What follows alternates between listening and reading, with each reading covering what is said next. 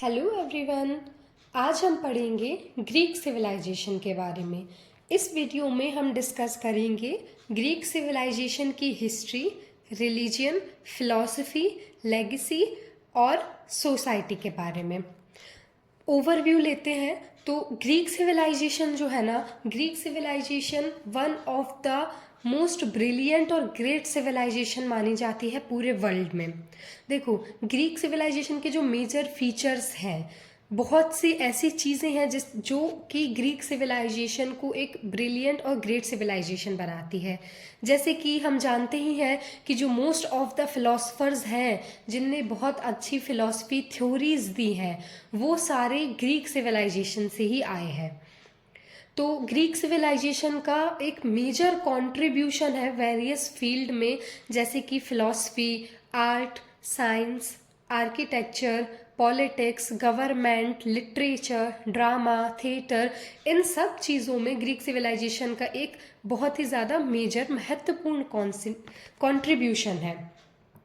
Mythologies भी Greek civilisation का एक मेजर फीचर माना जाता है। ग्रीक माइथोलॉजीज़ बहुत ज़्यादा फेमस हैं, जिसमें से सबसे ज़्यादा एक जो मेजर माइथोलॉजी है वो है अर्थ को लेके, कि अर्थ कैसे आई थी, अर्थ कैसे हुई थी। फिर ड्रामा और थिएटर भी ग्रीक सिविलाइजेशन का बहुत ज़्यादा फेमस है, क्योंकि वहाँ पे इन माइथोलॉजीज़ को, मतलब गॉड्स के बारे में जो जैसे कोई बुक्स लिखी गई हैं, तो उनको ड्रामा के थ्रू या थिएटर में प्ले करके दिखाते थे। वो थ्रू ड्रामा उन सबको दिखाया जाता था ताकि लोग उन्हें देख के अपनी माइथोलॉजी को समझ सके। तो वहाँ का ड्रामा और थिएटर भी बहुत फेमस है। ग्रीक सिविलाइजेशन ने रोमन एम्पायर को, मतलब बहुत सी जगहों को इन्फ्लुएंस भी किया है, बहुत सी सिविलाइजेशन को इन्फ्लुएंस किया है। जैसे कि रोमन एम्पायर को इन्फ्लुएंस किया है। बहुत सारे फिलोसफर्स हम आज देखते हैं कि जो मेजर थ्योरीज़ हैं वो हमें, मेजर थ्योरीज़ हैं, फिलॉसफीज़ हैं, वो उनमें से कई सारी फिलोसफियाँ या फिलोसफर्स ग्रीक सिविलाइजेशन के हैं।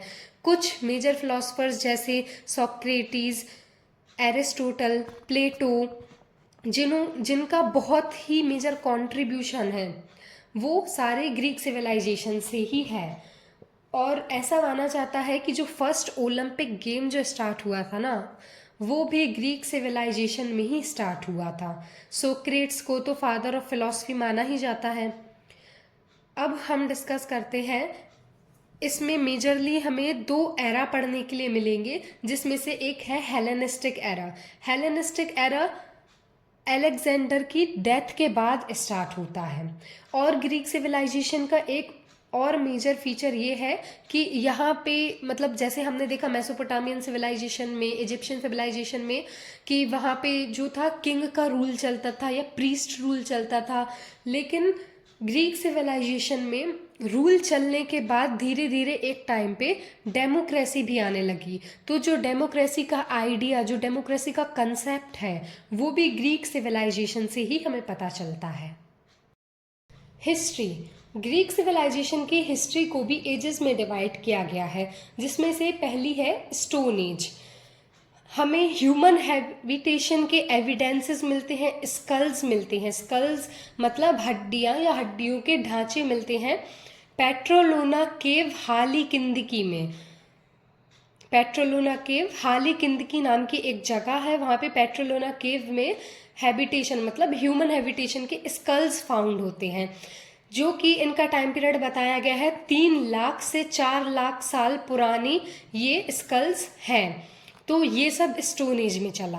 फिर उसके बाद है ब्रॉन्ज एज। ब्रॉन्ज एज का टाइम पीरियड बताया गया है 3300 से 1150 BC। ये पीरियड 3000 साल तक चला और इसमें हमें सोशल और इकोनॉमिक डेवलपमेंट या एडवांसमेंट देखने को मिला। ब्रॉन्ज एज में ही एग्रीकल्चर प्रैक्टिसेस भी शुरू हो गई और ब्रॉन्ज एज में धीरे धीरे सिविलाइजेशंस का आना स्टार्ट हुआ। तो ब्रॉन्ज एज में 3 सिविलाइजेशंस थी, जो कि फिर धीरे धीरे एक होने लगी, तो वो पूरी एक सिविलाइजेशन बन गई, जिसको हम बोलते हैं, वो जो एक सिविलाइजेशन धीरे धीरे बनने लगी उसे हम बोलते हैं हेलियाटिक सिविलाइजेशन। हीलियाडिक सिविलाइजेशन को हम एज ऑफ हीरोज भी बोल सकते हैं, क्योंकि अब एक प्रॉपर सिविलाइजेशन बनने लगी, सोशल और इकोनॉमिक एडवांसमेंट भी आने लगी। तो इस एज में जो मोस्ट फेमस बुक्स हैं ना, जो ग्रीक मैथोलॉजीज में हम बुक पढ़ते हैं, या जो ग्रीक की मोस्ट फेमस बुक हैं जैसे कि द इलियाड या फिर ओडिसी, ये बुक लिखी जाने लगी। मतलब इनमें जो हीरोज हैं उनके बारे में डिस्क्राइब किया जाने लगा, तो इसे हम एज ऑफ हीरोज भी बोलते हैं। Helladic civilization known as age of heroes. फिर उसके बाद आती है डार्क एज। डार्क एज का टाइम पीरियड है 1100 से 700 BC।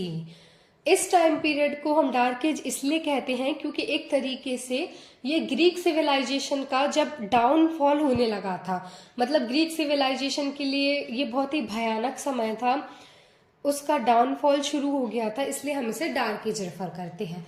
डार्क एज में जो मेजर सेटलमेंट्स थी ना, तो वो खाली होने लगी, मतलब अबेंडन, मतलब खाली होने लगी, पॉपुलेशन गिरने लगी, लोग ज़्यादा मरने लगे। अब इसके कई रीजंस हो सकते हैं, जैसे कि क्लाइमेटिक चेंज की वजह से लोगों ने जगह छोड़ दी और कहीं और शिफ्ट हो गए, और भी एक बीमारी फैली थी जो चूहों के आने से प्लेग फैला था, ठीक है। तो प्लेग की वजह से भी पॉपुलेशन बहुत ज़्यादा, मतलब लोग मरने लगे, पॉपुलेशन कम हो गई। ट्रोजन वॉर की वजह से पॉपुलेशन कम हो गया, मतलब ट्रोजन वॉर वाली हमने स्टोरी सुनी है, या फिर एक मूवी भी है द ट्रॉय करके, या ट्रोजन वॉर। तो ट्रोजन वॉर जब ट्रॉय पे अटैक हुआ था, मतलब पर्शियन आर्मी जो थी उसने ट्रॉय पे अटैक किया था, तो वहाँ पे भी बहुत सारे उनके सिपाही मरे, वो पूरी एक अलग स्टोरी चली। तो उस वजह से पॉपुलेशन कम होने लगी। Deconstruction of economic and social structure, मतलब देखो जो इकोनॉमिक और सोशल स्ट्रक्चर था वहाँ का, ग्रीक का, वो चेंज होने लगा। अब एक स्ट्रिक्ट क्लास हायरार्की आने लगी। जैसे हमारे इंडिया में एक हायरार्की थी ना, कि सबसे पहले ब्राह्मण, फिर क्षत्रिय, फिर वैश्य, फिर शूद्र, तो ऐसे ही एक इनकी भी हायरार्की चलने लगी, क्लास हायरार्की बनी। फिर उसके बाद हम आगे आगे चल के अभी हम देखेंगे कि 5th सेंचुरी BC में डेमोक्रेसी भी आई। पर अभी डार्क एज में, इस पीरियड में फर्स्ट, मतलब ऐसा नहीं है कि सब बुरा बुरा हुआ हो। डार्क एज तो इसे इसलिए कहा जाता है क्योंकि पॉपुलेशन बहुत ड्रॉप हो गई थी, जगह खाली होने लगी थी, लोग यहाँ से वहाँ होने लगे थे, सेटलमेंट छोड़ने लगे थे, ठीक है। और इस टाइम पीरियड पे क्योंकि पॉपुलेशन कम हो गई थी, तो इकोनॉमिक और सोशल स्ट्रक्चर भी खराब हो गया था, इकोनॉमिक डेवलपमेंट भी नहीं हो रही थी। और कुछ अच्छी चीज़ें जो इसमें हुई हैं डार्क एज में, वो था कि फर्स्ट ओलंपिक गेम शुरू हुआ था डार्क एज के पीरियड में। फिर है आर्किक पीरियड।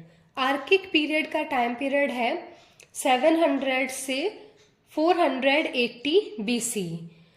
इस पीरियड में पॉपुलेशन की रिकवरी होने लगी, मतलब आर्किक पीरियड में पॉपुलेशन दोबारा, छोटे छोटे सिटी स्टेट्स बनने लगे, और वो जो सिटी स्टेट्स थे वो मतलब पॉलिटिकली स्टेबल होने लगे।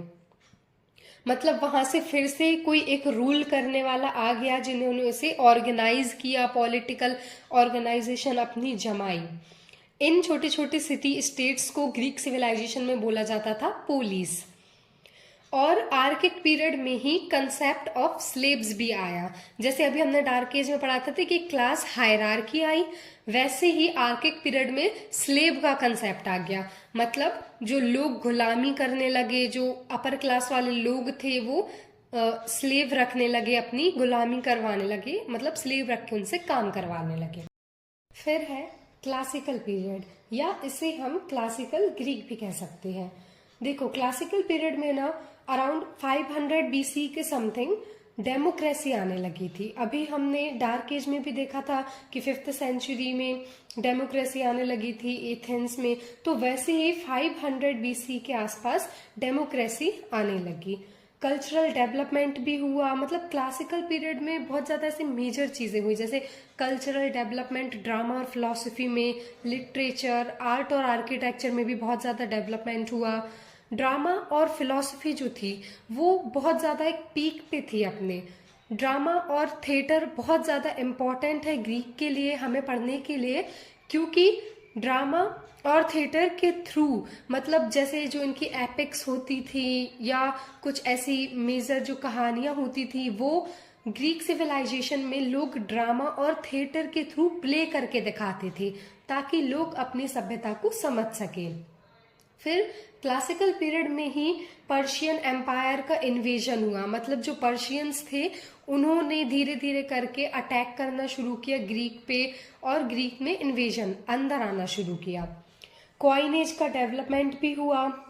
एथेंस और स्पार्टा, हमने पढ़ा था कि कुछ मेजर सिटीज थी, तो वैसे ही एथेंस और स्पार्टा जो मेजर सिटी थी उन्होंने हेलेनिक वर्ल्ड को डोमिनेट करना शुरू किया। मतलब हम कह सकते हैं कि ये एक तरीके से लीडिंग पावर थी उस टाइम पे।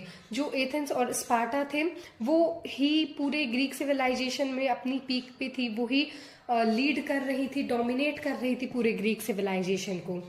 फिर मैकेडोनियन आर्मी ने अटैक करना शुरू किया। फिलिप सेकंड जो थे वो सिर्फ मिलिट्री जनरल थे, मतलब मेजर मिलिट्री जनरल थे, लेकिन उसके बाद फिर जब इन्होंने मैकेडोनियन आर्मी ने अटैक किया फिलिप सेकंड की लीडरशिप के अंडर में, तो फिर फिलिप सेकंड किंग बन गए। फिलिप सेकंड की डेथ के बाद जो इनका बेटा था अलेक्जेंडर, हम जानते हैं अलेक्जेंडर द ग्रेट उनको बाद में टाइटल मिला, लेकिन जब अलेक्जेंडर ने पूरा एक, हम जानते हैं ना कि अलेक्जेंडर का कितना बड़ा एम्पायर था, जब अलेक्जेंडर ने जीत लिया उतना बड़ा एम्पायर और उन्हें कोई पर्शियन आर्मी नहीं हरा पाई अलेक्जेंडर ग्रेट को, तब उन्हें द ग्रेट का टाइटल मिला, तो अलेक्जेंडर किंग बने। उनकी सक्सेस बैटलफील्ड में इतनी थी और जो उनकी लेजेंडरी थी, मतलब उनको इतनी बड़ी बड़ी आर्मियां नहीं हरा पाई और इतनी आर्मी के साथ उन्होंने ही देश के कितनी कंट्रीज को जीता, तो उन्हें टाइटल मिला द ग्रेट। अलेक्जेंडर जो थे उनकी डेथ हो गई थी जब वो 32 ईयर्स के थे, और अलेक्जेंडर का रूल, मतलब जो अलेक्जेंडर का टाइम पीरियड था ना, उन्होंने 20 साल की एज में टुक ओवर किया था। जब फिलिप सेकंड की डेथ हो गई थी तो 20 साल की एज थी उनकी, उन्होंने उस टाइम पीरियड में टुक ओवर किया था और सिर्फ 12 साल उनका रूल चला और 32 ईयर्स की एज में वो मर गए, और सिर्फ 12 साल के ही ड्यूरेशन में उन्होंने इतना बड़ा टाइटल द ग्रेट अर्न कर लिया।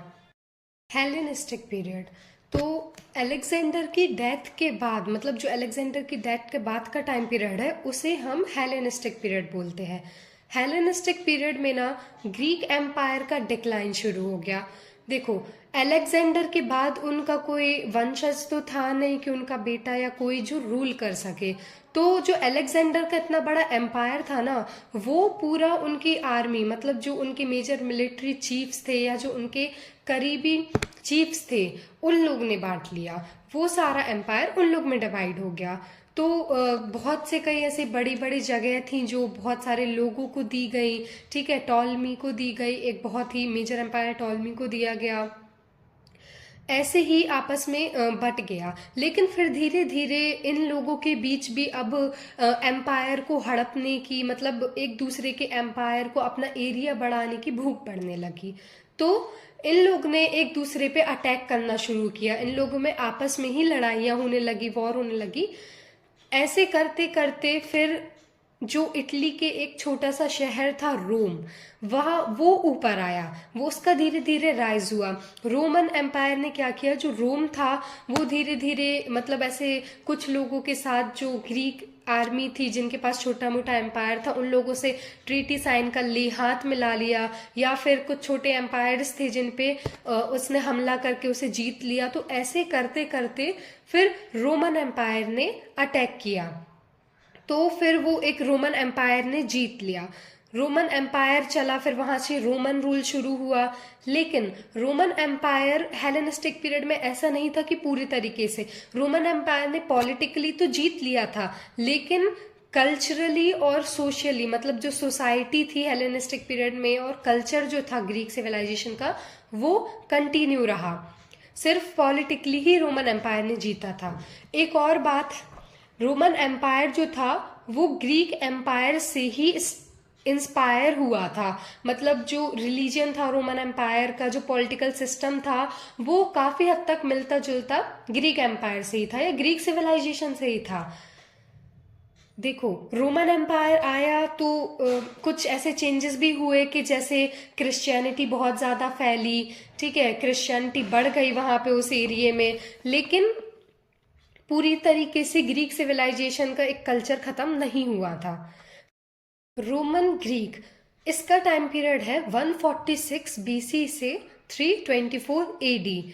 इस टाइम पीरियड में, अब ये बीसी से एडी का टाइम पीरियड आ चुका है, रोमन एम्पायर ने पूरे ग्रीक सिविलाइजेशन को या पूरे ग्रीक एम्पायर को अब कवर कर लिया था, उसके ऊपर पूरा रोमन रूल था।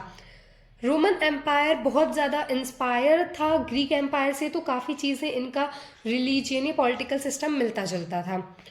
रोमन्स जो थे, रोमन एम्पायर जो था उसमें बहुत सी चीज़ें सेम थी कल्चरली, तो ग्रीक सिविलाइजेशन इंडिपेंडेंट था ही, लेकिन जो रोमन्स थे उन्होंने लोकल एडमिनिस्ट्रेशन सिस्टम जो था, मतलब लोकल एडमिनिस्ट्रेटिव सिस्टम था, वो भी ग्रीक्स पे ही छोड़ दिया। उनका ट्रेडिशनल पॉलिटिकल पैटर्न्स, मतलब जैसे कि कोई छोटा सा पोलिस है तो उसमें कोई इशू हो रहा है या कोई क्राइम हो रहा है, तो जो ट्रेडिशनल पॉलिटिकल पैटर्न था ना, जो सज़ा देने का या क्या सज़ा मिलनी चाहिए, तो वो उन्होंने लोकल एडमिनिस्ट्रेशन पे ही छोड़ दिया। उनका पॉलिटिकल पैटर्न भी चेंज नहीं हुआ।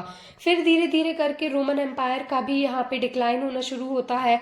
रोमन एम्पायर पहले दो पार्ट में डिवाइड हो जाता है, फिर धीरे धीरे उसका डिक्लाइन होना शुरू होता है। तो ऐसे करके पहले ग्रीक सिविलाइजेशन का पूरी हिस्ट्री चली, ग्रीक सिविलाइजेशन ने ऐसे रूल किया और उसके बाद फिर रोमन्स ने भी इस पर रूल किया। ग्रीक सोसाइटी, ग्रीक सोसाइटी में ना जो लोग थे वो, मतलब वन पीपल, वो अपने आप को एक ही समझते थे सब लोग, क्योंकि सबका सेम ही रिलीजन था, लैंग्वेज थी, कल्चर था, सब वहाँ के जो भी सिटी स्टेट्स अलग अलग थे, लोग एक ही ट्रेडिशन फॉलो करते थे, तो वो अपने आप को एक ही समझते थे।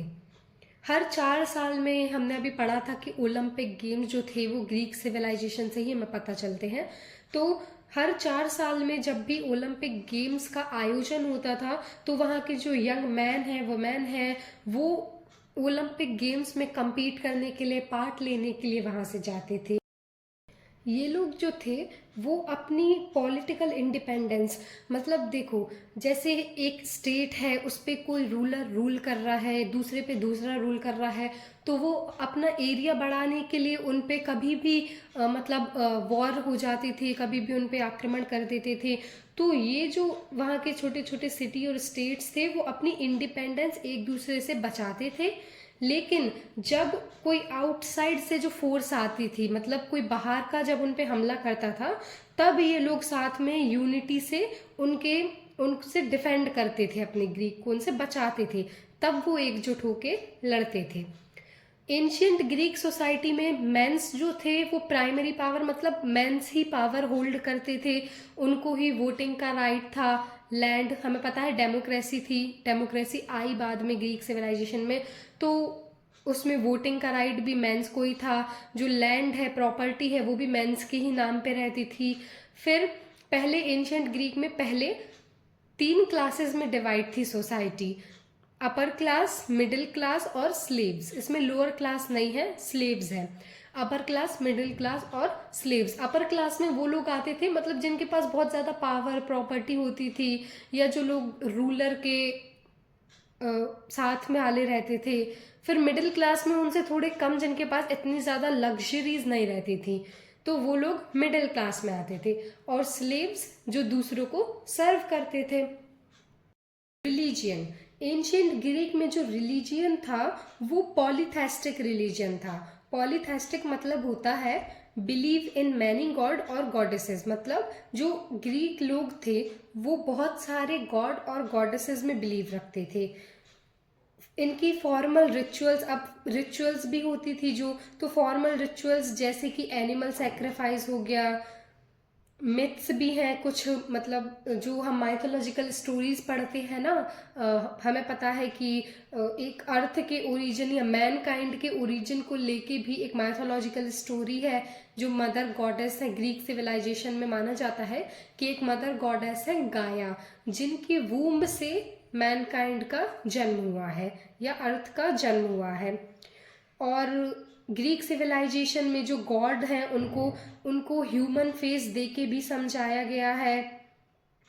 ऐसे ही ये ग्रीक सिविलाइजेशन के रिलीजन में चलता था। मेजरली रिलीजन में 12 ओलंपियन गॉड्स को बहुत ज़्यादा माना जाता था, मतलब जो मेजर 12 ओलंपियन गॉड्स को फॉलो किया जाता था।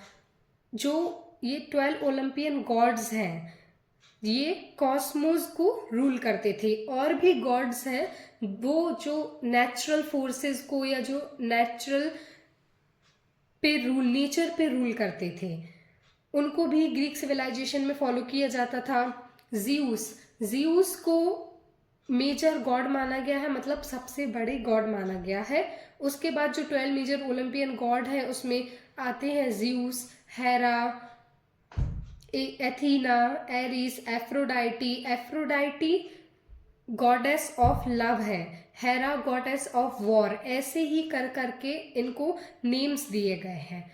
एक और इम्पॉर्टेंट बात, ग्रीक सिविलाइजेशन में मतलब जो ग्रीक रिलीजियन है वो ग्रीक माइथोलॉजिकल स्टोरीज से बिल्कुल मतलब सेम नहीं है, इंटरलिंक्ड है। ये दोनों जो माइथोलॉजिकल स्टोरीज है और ग्रीक रिलीजियन है इंटरलिंक्ड है, पर ये ग्रीक रिलीजन सेम नहीं है माइथोलॉजिकल स्टोरीज से।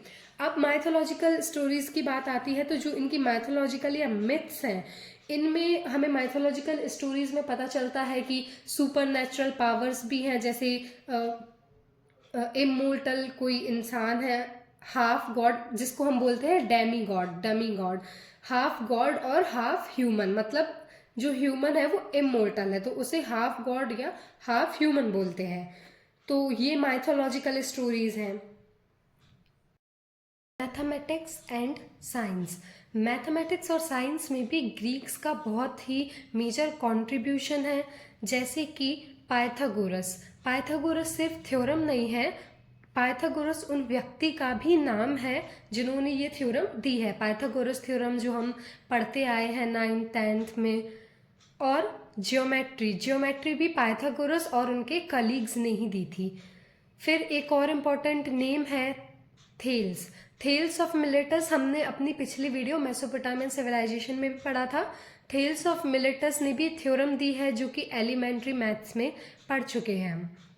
फिर एम्फेडोक्लेस एक व्यक्ति है जिन्होंने, इनका भी एक मेजर कंट्रीब्यूशन है। इन्होंने एक थ्योरम प्रपोज की थी जिसको हम थ्योरम ऑफ मैटर बोल सकते हैं या फिर कॉस्मोगोनिक थ्योरम बोल सकते हैं। कॉस्मोगोनिक थ्योरम, इन्होंने अपनी इस थ्योरम में ये बताया था, ये प्रपोज किया था कि जो मैटर है वो इनडिस्ट्रक्टिबल है, मतलब उसे कोई ख़त्म नहीं कर सकता और वो एटर्नल है। और इसी थ्योरम में उन्होंने एक बहुत ही ज़्यादा इम्पॉर्टेंट चीज़ ये बताई थी कि जो बेसिक 4 एलिमेंट्स होते हैं, अर्थ, एयर, फायर और वाटर, इन्हीं सब चीज़ों से मिलके एक मैटर तैयार होता है। और देखो ग्रीक सिविलाइजेशन जो है, ग्रीक्स जो है उनका ये मानना था कि साइंस को फिलॉसफी से कोई अलग नहीं कर सकता, मतलब साइंस और फिलॉसफी अलग अलग नहीं किए जा सकते हैं।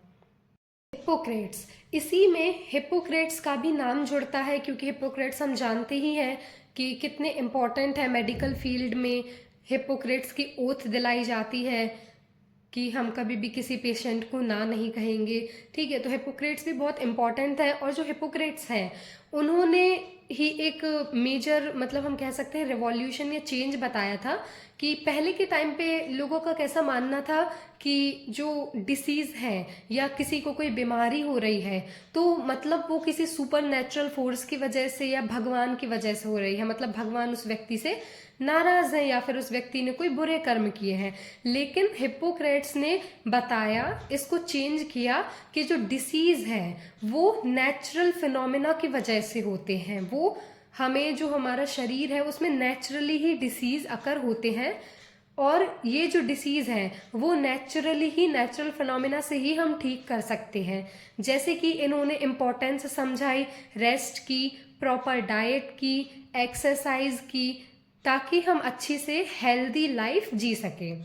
और हिपोक्रेट्स जो थे उन्होंने कुछ सर्टेन ड्रग्स के थ्रू, वो मेडिसिनल प्रॉपर्टीज़ में भी बहुत ज़्यादा जानते थे, तो कुछ सर्टेन ड्रग्स के थ्रू उन्होंने दवाइयों में भी कुछ चेंजेस किए ताकि वो इफेक्टिव बन सके। और एरिस्टोटल को हम जानते हैं फादर ऑफ बायोलॉजी बोला जाता है। एरिस्टोटल भी ग्रीक से थे, ये फिलोसोफर भी थे और इनको फादर ऑफ बायोलॉजी भी बोला जाता है। फिलॉसफी, ग्रीक सिविलाइजेशन में फिलॉसफी हम देख ही चुके हैं कि कितनी ज़्यादा डेवलप्ड थी, वहाँ के कितने ही ज़्यादा फेमस फिलोसफर्स हुए। ग्रीक सिविलाइजेशन में ही सबसे ज़्यादा फेमस फिलोसफर्स हुए। ग्रीक सिविलाइजेशन में जो फिलोसफर्स थे उनने अपनी अलग अलग थ्योरीज दी, अपने थॉट्स रखे, ठीक है। तो उनकी फिलॉसफी भी बहुत ज़्यादा आज के टाइम पे फेमस है, जैसे सोक्रेट्स, एरिस्टोटल, प्लेटो, जिनके बारे में हम आज भी पढ़ते आ रहे हैं। फिलॉसफी काफ़ी डेवलप्ड थी वहाँ पे। एंशियंट ग्रीक में जो फिलोसफर थे उनकी अलग अलग थ्योरीज थी, अपने डिफरेंट आइडियाज़ थे। तो एंशियंट ग्रीक में ये सारी थ्योरीज और आइडियाज़ ह्यूमन नेचर, एथिक्स और जो मोरल एथिक्स होते हैं इन सब के बारे में थी। एंशियंट ग्रीक में फिलोसफर को हम 3 तरीके से कैटेगराइज, मतलब 3 ग्रुप में कैटेगराइज कर सकते हैं। प्री सॉक्रेटिस, सॉक्रेट्स और post Socrates philosopher. Pre Socrates philosopher में जो फिलोसफर्स आते हैं वो लोग मोस्टली नेचुरल फिनोमिना के बारे में बात करते हैं। मतलब नेचुरल फिनोमिना जैसे कि ह्यूमन बॉडी है, तो ह्यूमन बॉडी ओरिजिनेट कैसे हुए ह्यूमंस, तो उनने कई अपनी डिफरेंट थ्योरीज दी हैं कि जो ह्यूमन है वो एक सिंगल सब्सटेंस से ओरिजिनेट हुए हैं, जो कि कुछ भी हो सकता है, वाटर, एयर या फिर कोई अनलिमिटेड सब्सटेंस, जिसको एप्रियन बोला गया है, अनलिमिटेड सब्सटेंस, ठीक है। जैसे कि हम आज के टाइम पे हम अभी पढ़ चुके हैं, पहले भी पढ़ा है हमने कि ये जो हमें 4 मेजर तत्व बताए गए हैं, एयर, वाटर, फायर, अर्थ, तो ऐसे ही ये प्री सॉक्रेटिस जो फिलोसफर्स थे इन्होंने ह्यूमन ओरिजिन को ही फाइंड किया, इसके बारे में ही अपनी थ्योरीज दी। इसमें प्री सॉक्रेटिस में ही one of the well known, मतलब जो सबसे जाने हुए फिलोसफर हैं वो है पाइथागोरस। पाइथागोरस थ्योरम, जो पाइथागोर थे उन्होंने सिर्फ पाइथागोरस थ्योरम नहीं दी है, वो एक फिलोसफर भी थे, मैथमेटिशियन भी थे और फिलोसफर भी थे। तो उन्होंने पाइथागोरस थ्योरम क्रिएट की। फिर आते हैं सॉक्रेटिस। सॉक्रेटिस एरा के जो राइटर थे या फिलोसफर थे उनमें आते हैं जैसे ये 3 मेजर, सॉक्रेट्स खुद, एरिस्टोटल और प्लेटो। तो जो सॉक्रेटिस थे, सॉक्रेटिस उनके थॉट्स, उनकी फिलॉसफी इतनी ज़्यादा अलग थी, उनके विचार इतने अलग थे कि वो मतलब अपनी फिलॉसफी देते थे, वो लोगों से डायरेक्ट क्वेश्चन नहीं करते थे, वो लोगों को सोचने पे मजबूर कर देते थे किसी चीज़ के बारे में। फिर वो कोई भी चीज़ हो, चाहे फिर वो राजनीति हो या फिर वो रिलीजन के बारे में हो या पॉलिटिकल सिस्टम के बारे में हो, वो हर चीज़ के बारे में वो कुछ ऐसा अपने थॉट्स ऐसे बताते थे कि लोग उस बारे में सोचने पे मजबूर हो जाए।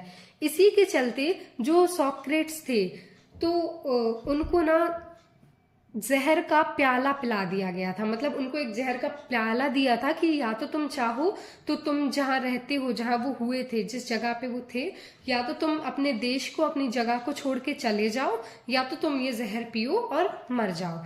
तो सॉक्रेटिस ने उस जगह को छोड़ने से ज़्यादा वो जहर के प्याले को महत्व दिया और वो पी लिया। सॉक्रेटिस का मानना ये था कि भले ही मैं मर जाऊं पर मेरे विचार नहीं मरेंगे। तो जो सॉक्रेटिस थे वो सिर्फ अपने थॉट्स मतलब लेक्चर्स के थ्रू ओरली बताते थे। सॉक्रेटिस ने लिखते नहीं थे, वो उनके थॉट्स जो है वो उनके जो शिष्य थे, उनके स्टूडेंट थे, प्लेटो ने लिखे हैं उनके सारे थॉट्स को, उनकी फिलॉसफी को।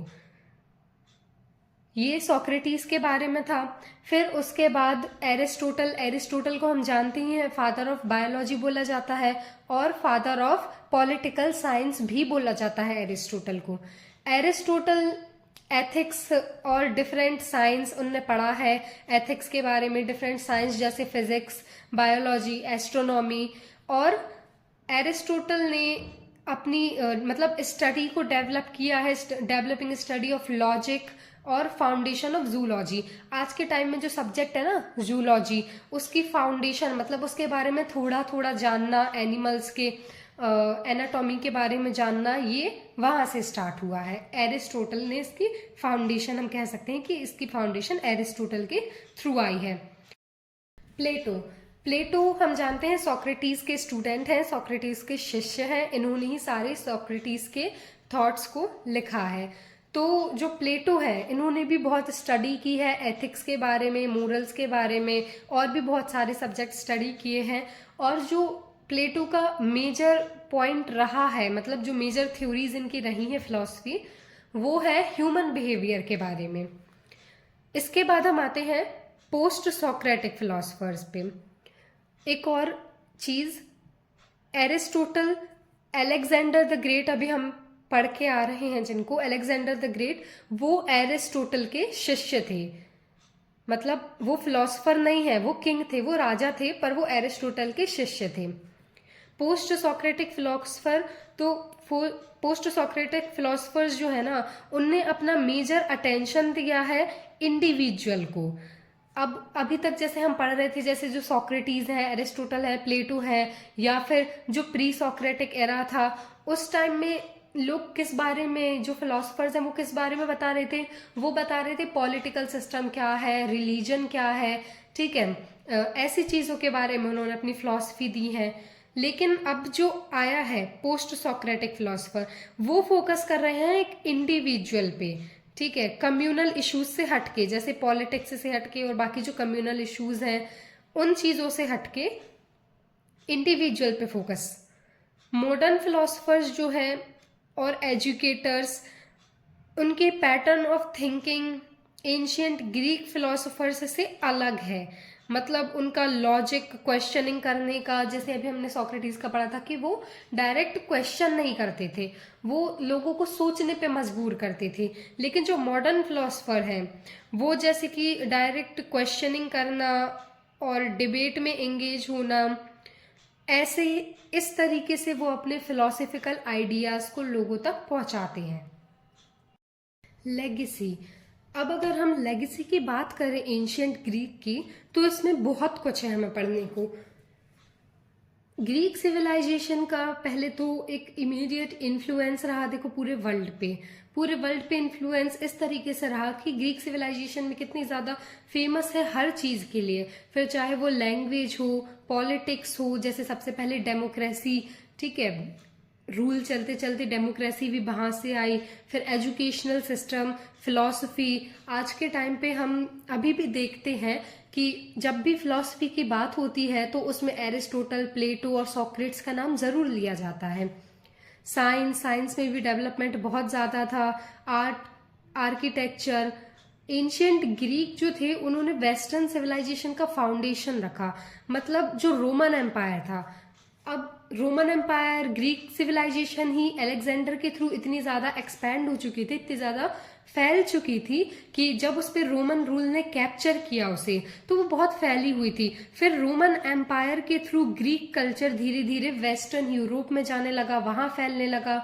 देखो पॉलिटिकली तो रोमन एम्पायर ने ग्रीक एम्पायर को कैप्चर कर लिया था, लेकिन कल्चर ऑलमोस्ट दोनों का सेम था और वो उसके कल्चर को नहीं हटा पाए, क्योंकि वो उनका कल्चर भी उनसे ऑलमोस्ट सेम था, मिलता जुलता था। तो इसलिए रोमन एम्पायर के थ्रू फिर वो वेस्टर्न यूरोप में भी ग्रीक कल्चर फैलना शुरू हुआ, तो वो भी एक बहुत ज्यादा इन्फ्लुएंस पड़ा वेस्टर्न वर्ल्ड पे। आर्ट और आर्किटेक्चर एंशियंट ग्रीक का कितना ज्यादा मतलब इतना एनामरस था, उसका इम्पैक्ट लेटर कल्चर पे इतना ज्यादा पड़ा। और अभी भी आर्ट एंड आर्किटेक्चर की अगर हम बात करेंगे एंशियंट ग्रीक में, तो उसमें हमें देखने मिलता है कि बहुत सारे ऐसे बिल्डिंग्स बनाई थी ज्योमेट्री यूज करके सिमेट्रिकल वे में, मतलब उनने बहुत ही ज़्यादा कैलकुलेशंस के थ्रू अपने आर्किटेक्चर को बनाया था। बहुत सी बिल्डिंग्स थी, पर उसमें से जो सबसे ज़्यादा लार्जर बिल्डिंग्स थी, जो सबसे ज़्यादा जिनको अच्छे से बनाया गया था, हम कहते हैं कि महत्व दे के बनाया गया था, वो थे इनके टेम्पल्स। 12 ओलंपियन गॉड के टेम्पल्स और भी गॉड्स के टेम्पल्स। तो वो एक बहुत ही ज़्यादा उन्होंने उस पर इम्पोर्टेंस देख के वो आर्ट एंड आर्किटेक्चर को बनाया था। फिर रिनेंसेस आया, तो उस टाइम पीरियड में जो हम एक देखते हैं कि वहाँ पे इतना ज़्यादा कुछ डेवलपमेंट नहीं हो रहा था, मतलब है ना। तो उस टाइम पीरियड में आर्ट और आर्किटेक्चर को ज़्यादा बढ़ावा मिला, एंशियंट मॉडल्स से इंस्पिरेशन लेना शुरू हुई। देखो, हर चीज़ ना ऐसा नहीं है कि सिर्फ हमें मतलब अच्छा ही मिला हो, कुछ चीज़ें ऐसी भी हैं जिन पे फिर बाद में आगे जाके ऑब्जेक्शन उठा। तो जो रिनाइंसेस का टाइम था, रिनाइंसेस के टाइम पीरियड से ही और रिनाइंसेस के टाइम पीरियड के बाद फिर ऑब्जेक्शन उठना शुरू हुआ। रिनाइंसेस के टाइम पीरियड पे लोगों ने ज़्यादा फोकस दिया लॉजिकल थिंकिंग को, रैशनली आर्ग्यूमेंट पे, ठीक है, मतलब लॉजिकल और रैशनल थिंकिंग को। तो फिर बहुत सारे आर्ग्यूमेंट्स भी उठे, जैसे हमें पता चलता है फिलॉसफी में हो, फिर चाहे वो, और जैसे टॉलमी थे, तो टॉलमी ने बताया था कि जो अर्थ है, अर्थ के चारों तरफ सन घूमता है, लेकिन ऐसा नहीं था। फिर इस बात पे आर्ग्यूमेंट हुआ, इस बात को गलत प्रूव किया गया, और फिर बताया गया कि सन के चारों तरफ बाकी सारे प्लैनेट्स घूमते हैं, अर्थ भी सन के चारों तरफ घूमती है, सन नहीं घूमता है। तो इस पे भी ऑपोजिशन, मतलब बहुत सारे आर्ग्यूमेंट्स हुए और ऐसा बताया।